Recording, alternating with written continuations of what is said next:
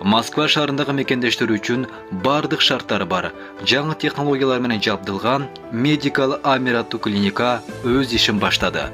Бизде уролог, хирург, травматолог, гинеколог, невропатолог, лор, терапевт, педиатр, стоматолог, дерматолог, косметолог жана УЗИ өз кызматтарын көрсөтөт. Ошондой эле бизде балдар үчүн атайын стоматолог, уролог иш алып барат. Сүннөткө тургузуу кызматы дагы бар. Жаңы технологиялар менен операциялар жасалат. Геморрой, паховая грыжа, атерома жана папиллома лазер жолу менен алынат. Тартынбай келе бериңиздер. Биздин дарек Метро Марино, улица Новочеркасский, бульвар, дом 51. WhatsApp жана байланыш номерлер +795 752 42 84, +795 750 49 84, +767 108 40 84. Клиника Medical Amir. Баткенде 3 өлкөнүн өкмөттүк делегациясы чек аранын кесилишин аныктоо маселелерин талкуулашты. Ушул жылдын 25 апрелинен 29 апрелине чейин Баткен шаарында Кыргызстандын, Тажикстандын жана Өзбекстандын өкмөттүк делегацияларынын жолугушуусу болду. Бул тууралуу министрлер кабинети билдирет. Сүйлөшүүлөрдүн жүрүшүндө тараптар Кыргызстандын, Тажикстандын жана Өзбекстандын мамлекеттик чек араларынын кесилишин аныктоо маселеси боюнча пикир алышты. Жолугушуу достук маанайда жана өз ара түшүнүшүү мамиледе өттү. Кийинки жолугушуу Тажикстандын аймагында өтөт. Булак Суперкежи. Ак Ордодогу үй түрттүрүлгөн келинге салынган үй курулуп бүттү. Ак Ордодо үй түрттүрүлүп, 4 баласы менен көчөдө калган Марал Шараболотованын салынып жаткан жаңы үйү курулуп бүттү. Бул тууралуу президенттин жардамчысы Эрнис Ашырбаев билдирди. Маалымдалгандай, үй Асаба кайрымдуулук фондунун жардамы менен курулган. Эске салсак, март айынын башында Ак Ордо конушунда 4 балалуу келиндин үйүн коңшусу соттун чечими менен түрттүрүп салган. Көчөдө калдым деп ыйлаган аялдын видеосу соц тармактарга тарап, коомчулуктун көңүлүн бурган. 5 мартта президент Садыр Жапаров аталган конушка пландан тышкары барып, үйү бузулган аял жана конуштун жашоочулары менен жолугушкан. Булак Суперкежи. Таласта мал базарда чөнтөкчү деп кармалган кишини мамыга байлап салышты.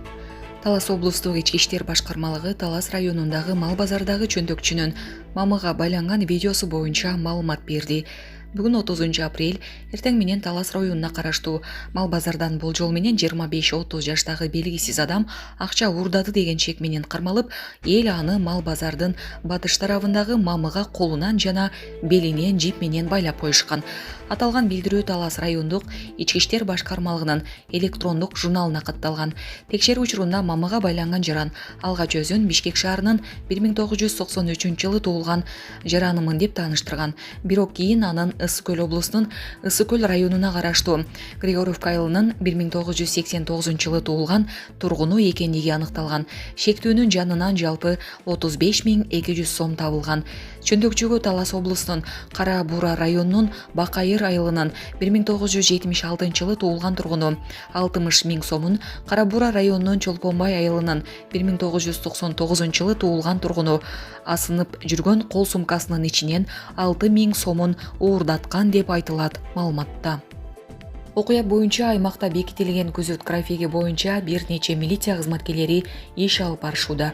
Шектүүгө медициналык жардам көрсөтүү максатында аймактык ооруканага жеткирилип, анын саламаттыгына эч кандай коркунуч келтирилбегендиги аныкталып, милицияга алып келинди. Учурда шектүүнүн башка кылмыштарга тийиштүүлүгү бар же жоктугу тууралуу иликтөөлөр жүрүүдө. Булак Суперкежи. Өзбекстанда баш мыйзамга өзгөртүүлөрдү киргизүү үчүн референдум өтүүдө. Бул тууралуу аталган өлкөнүн басылмалары жазышты.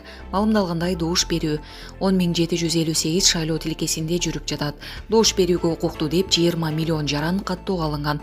Негизги мыйзамдын жаңы редакциясына дагы 27-беренени киргизүү, ошону менен алардын жалпы санын 128ден 155ке чейин көбөйтүү пландаштырылууда. Мында президенттин ыйгарым укуктарын 5 жылдан 7 жылга узартуу боюнча пунктуну кабыл алуу сунушталып жатат. Эгерде эл баш мыйзамды өзгөртүүгө макул болсо, анда азыркы президент Шавкат Мирзиёевдин бийлигин узартканга мүмкүнчүлүк түзүлөт. Булак Суперкежи. Теңиз бөлтүрүк абактан бошотулду. Кумтур Gold Company жабык акционердик коомунун мурдагы жетекчиси Теңиз Бөлтүрүк СИЗОдон бошотулду. Бул тууралуу Бишкек шаардык соттон билдиришти. Маалым болгондой, бүгүн 30 апрелде Бишкектин Октябрь райондук соту Теңиз Бөлтүрүк боюнча соттук материалды карады. Прокуратуранын өтүнүчү канааттандырылып, ага карата баш коргоо чарасы үй камагына өзгөртүлдү. Эске салсак, 2022 жылдын сентябрь айында Теңиз Бөлтүрүккө бир нече беренелер боюнча кылмыш иши козголгон. Тергөөнүн версиясы боюнча Кумтур Gold Company ЖАКтын кызмат адамдарынын коррупциялык схемасынын натыйжасында алдын ала эсептөөлөр боюнча мамлекетке 1 миллиард сомго жакын зыян келтирилген. Булак Назар Ньюс KG. Мирзиёев кыргыз-өзбек чек арасынан ID карта менен өтүү нормасын бекитти.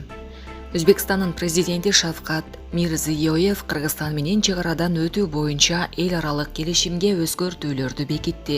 Ага ылайык эми жалпы жарандык паспорттун ордуна ID картаны колдонсо болот. Бул тууралуу Өзбекстандын маалымат каражаттары жазып жатат. Жаңы ченем Өзбекстан президентинин Кыргызстанга январдагы мамлекеттик сапарынын алкагында макулдашылган. Ага кечээ кол коюлду. Документтеги эң маанилүү 2 пункт. Буга чейин чек арадан жалпы жарандык паспорт менен гана өтүүгө мүмкүн болсо, эми ID карта жетиштүү. Буга чейин 16 жашка чейинки балдар туулгандыгы тууралуу күбөлүккө тиркелген атайын кошумча кагаз алышы керек болчу. Эми бул норма алып салынды. Балдарга жалпы жарандык паспорт колдонулат. Бул чаралар протокол эки өлкө тарабынан жактырылгандан кийин күчүнө кирет.